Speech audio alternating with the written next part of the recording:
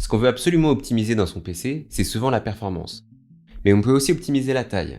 Ce domaine, ça s'appelle le SFF, et le meilleur boîtier pour commencer dans ce domaine, c'est le Meshlichus.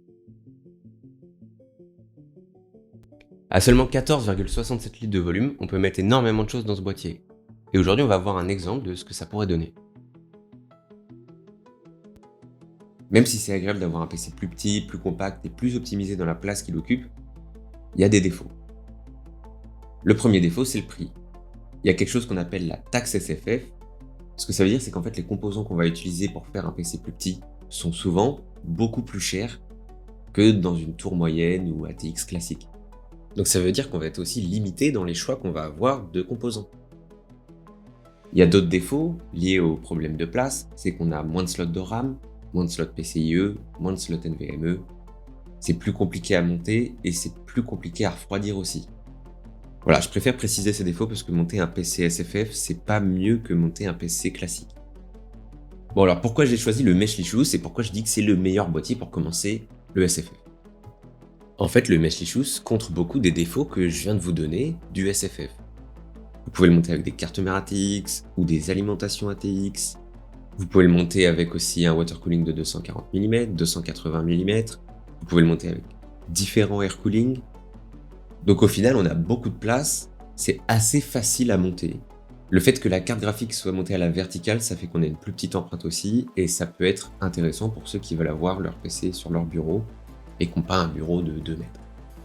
Et un autre point fort, c'est qu'on peut modder ce boîtier de plein de manières différentes. Le plus connu, c'est avec des entretoises, on va le voir pour monter la carte mère, ce qui permet notamment de cacher les câbles. Le mode que j'utilise avec les entretoises, en fait, consiste à décaler la carte mère de environ 25-26 mm vers le haut, donc sur des entretoises, pour pouvoir cacher les câbles juste derrière la carte mère. Quand vous le montez, il faut essayer de prévoir les chemins que vont prendre vos câbles. Sinon, ça peut vite devenir très fouillis et vous allez vous retrouver avec un amas pas très rangé de câbles et donc perdre de la place. Je le fais pas dans ce montage, mais vous pouvez aussi faire le même mode avec des entretoises pour la carte graphique. Enfin plutôt pour le riser PCIe de la carte graphique. Et donc le décaler plus vers le bord de la case et avoir encore plus de place. On peut pas le faire avec toutes les largeurs de carte graphique. 3 slots, ça ne marchera pas, donc l'idéal c'est de le faire avec du 2,5, 2 slots ou inférieur à ça. Il y a aussi un défaut lié au câble, c'est que c'est assez compliqué à monter parfaitement.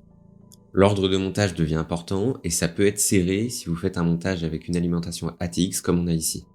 Donc je vais vous donner l'ordre que je recommande pour que ce soit le plus facile possible. Si vous avez les mêmes composants que moi, la première chose à mettre, c'est le water cooling. En fait, ce serait trop compliqué à mettre après, vous allez le voir. Et donc le mettre dès le début, ça permet d'enlever cette étape difficile. Une fois que vous avez fait ça, vous mettez la carte mère sur les entretoises, ensuite l'alimentation.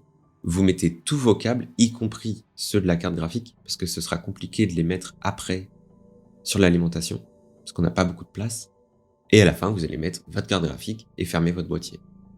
Petit point important, je recommande pas vraiment d'utiliser une alimentation ATX comme on le fait là. C'est plus joli, ça fait plus compact, sauf qu'en fait c'est vraiment beaucoup plus compliqué à monter. Et surtout qu'aujourd'hui, on a les nouvelles Corsair qui sont exceptionnelles avec la SF850 et la SF1000 que vous pouvez utiliser.